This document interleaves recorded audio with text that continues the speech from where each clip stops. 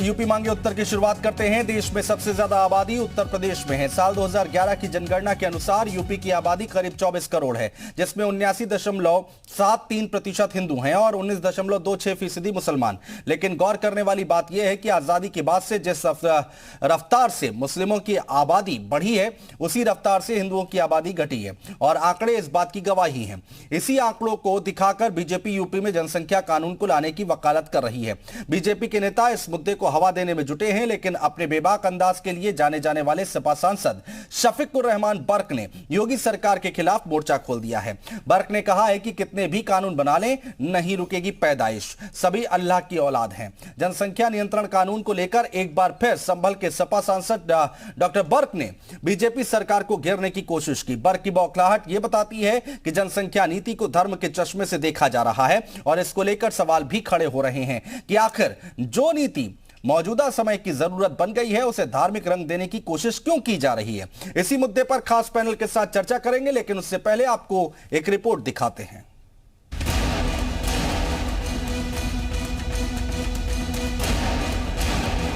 UP में जिस नई जनसंख्या नीति के ड्राफ्ट पर हंगामा मचा है, वो कब लागू होगा और इसके लागू होने से कितना फायदा होगा, ये कहना अभी मुश्किल है।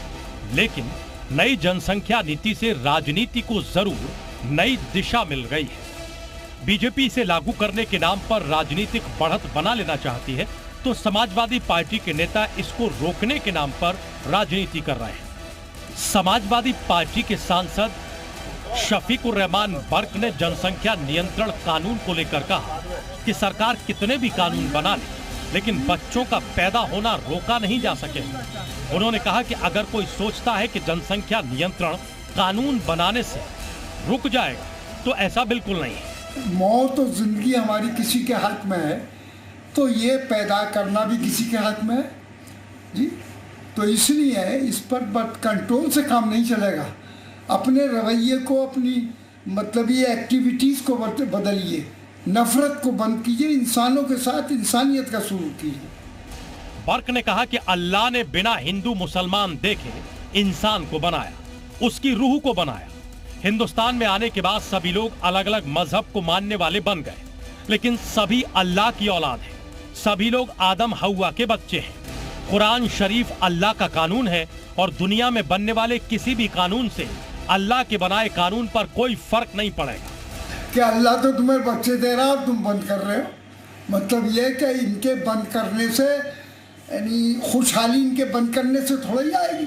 इनको पैदा करोगे तो खुशहाली आएगी, आदमी बढ़ेंगे, काम बढ़ेगा और वो तुम्हारी मदद करेंगे। तुम बूढ़े हो जाओगे तो तुम्हारी मदद तुम्हारी औलादी तो करेगी, फिर तुम्हें कौन पूछेगा। दरअसल कुछ दिनों पहले बीजेपी विधायक राजेश्वर सिंह ने कहा था कि यूपी में मुसलमानों की आबादी बढ़ रही है, जबकि हिंदुओं की आबादी कम हो रही है। राजेश्वर सिंह के बयान के बाद बीजेपी अल्पसंख्यक मोर्चा के प्रदेश अध्यक्ष कुंवर बासित अली ने प्रदेश में जनसंख्या कानून बनाने की वकालत की, जिसके बाद यूपी में जनसंख्या कानून को लेकर सियासत गरमाई हुई है। बर्क के बयान पर बीजेपी ने निशाना साधा है। वो इस समस्या को अपनी भी समस्या समझे, इसको हिंदू मुस्लिम न समझे, इसको एक विशेष एजेंडा न समझे। आप क्यों देश की बर्बादी में हिस्सा लेना चाहते हैं?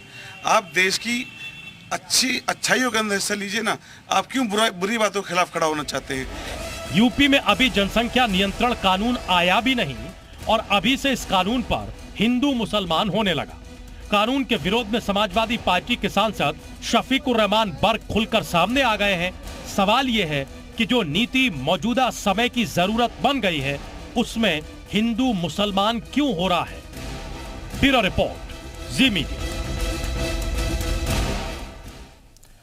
तो चर्चा शुरू करें उससे पहले आपको यूपी में धार्मिक आबादी के आंकड़े दिखाते हैं। पहले हिंदुओं की आबादी की बात करें तो साल 1951 से शुरू करते हैं। साल 1951 में यूपी में करीब 85.52% हिंदू आबादी थी। साल 2011 में 79.73%, यानी कि 60 साल में यूपी में करीब 5.79% हिंदू आबादी घटी है।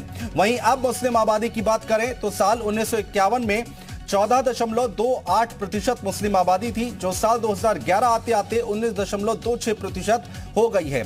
यानी बीते 60 साल में मुस्लिम आबादी करीब 4.98% बढ़ी है। और यूपी में मुस्लिमों की आबादी बढ़ने से भारत की जनसंख्या पर भी असर दिखाई पड़ता है और दुनिया भर में भी मुस्लिम आबादी देशों में भारत फिलहाल टॉप 5 में है। साल 2019 में अमेरिकी रिसर्च सेंटर प्यू ने एक रिपोर्ट जारी की थी जिसके मुताबिक साल 2060 तक भारत में करीब 33 करोड़ मुस्लिम होंगे और दुनिया भर में मुस्लिम आबादी के मामले में भारत की हिस्सेदारी करीब 11.1% होगी। 2060 तक मुस्लिम आबादी के मामले में भारत दुनिया का नंबर 1 देश बन जाएगा। फिलहाल इंडोनेशिया मुस्लिम आबादी में टॉप पर है। 2060 तक पाकिस्तान मुस्लिम आबादी के मामले में दुनिया में दूसरे नंबर पर होगा। पाकिस्तान में मुस्लिम आबादी करीब 28.3 करोड़ है, वहीं इंडोनेशिया तीसरे नंबर पर होगा। इंडोनेशिया की मुस्लिम आबादी करीब 25.3 करोड़ होगी। तो यूपी का संकट क्या है वो समझने की कोशिश कीजिए। आबादी के लिहाज से यूपी दुनिया के 5वें देश के बराबर है। 1901 से 1951 के बीच यहां की आबादी 30% बढ़ी है। 1951 से 2011 तक 216% आबादी बढ़ गई है। जनगणना 2011 के मुताबिक 20.23% बढ़ोतरी हुई है। 57 जिलों में प्रजनन दर राष्ट्रीय औसत से ज्यादा है। देश का हर छठा नागरिक उत्तर प्रदेश का है। तो ये यूपी का संकट हम आपको बताने की कोशिश कर रहे हैं और इसी मुद्दे पर चर्चा की शुरुआत करते हैं। संजय चौधरी जी प्रवक्ता है भारतीय जनता पार्टी से हमारे साथ जुड़ चुके हैं। संजय चौधरी जी स्वागत है आपका। कपिल श्रीवास्तव जी प्रवक्ता हैं समाजवादी पार्टी से। कपिल जी स्वागत है। मोहम्मद अतीक हैं मुस्लिम लीग से। अतीक साहब स्वागत है आपका। सौरभ मालवीय जी हैं जो कि आरएसएस का पक्ष रखेंगे, आपका भी स्वागत है। और अनिल चौधरी जी हैं जो कि समाजशास्त्री हैं, समझाने की कोशिश करेंगे कि बढ़ती आबादी का कितना असर और कितना नफा कितना नुकसान है, आपका भी स्वागत है। लेकिन सबसे पहले कपिल श्रीवास्तव जी चर्चा की शुरुआत आपसे।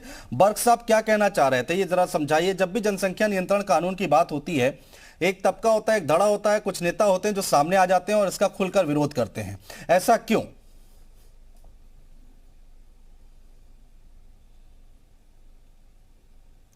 म्यूट है क्या? देखिए एक बार कपिल श्रीवास्तव जी, आपकी आवाज आ नहीं रही है। अगर म्यूट है तो उसको प्लीज अनम्यूट कर लें। हाँ बोलिए।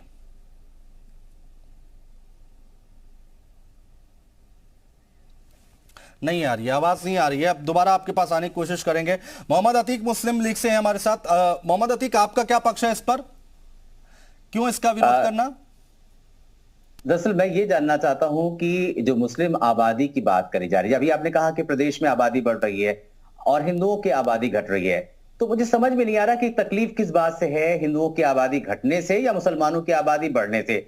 अगर आबादी बढ़ रही है तो उसको कैसे कंट्रोल किया जाए, इसको सोचा जाना चाहिए, ना कि हिंदुओं की आबादी घट रही है मुसलमानों की आबादी बढ़ रही है। दर्द यहां पर है, दर्द यहां पर है कि मुसलमानों की आबादी बढ़ रही है। हालांकि देखा जाए तो हिंदुस्तान में मुसलमानों का जो प्रजनन दर है वो सबसे ज्यादा कम है, 2 पॉइंट समथिंग है। लेकिन आज भी हिंदुस्तान में, पूरे हिंदुस्तान में हिंदुओं की आबादी तो सबसे ज्यादा है। अगर वो एक एक बच्चे भी पैदा करेंगे तो 80 करोड़ के हिसाब से 160 करोड़ हो जाएंगे।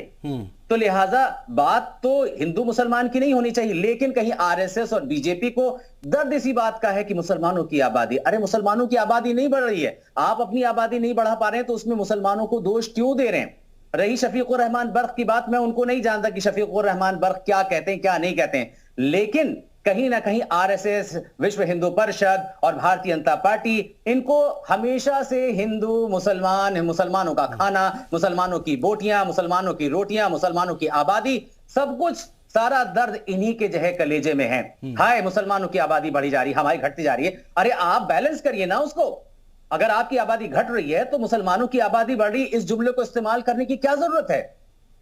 अगर देश की आबादी बढ़ रही है, आपको आरएसएस दिख रहा है, आपको भारतीय जनता पार्टी दिख रही है।